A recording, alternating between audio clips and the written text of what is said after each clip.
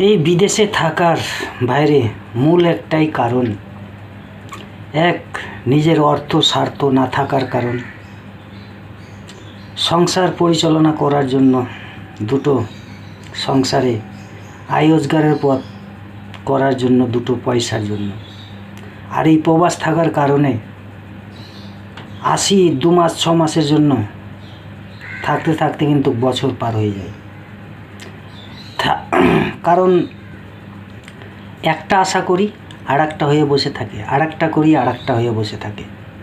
এই কারণে ফ্যামিলি ছাড়া, ভাই বন্ধু ছাড়া, অথচ কত আত্মীয় স্বজনের বিয়ে শাদি হচ্ছে, কেউ কেউ যাচ্ছে মারা, তাদের এই সঙ্গে নাই কোনো দিন দেখা।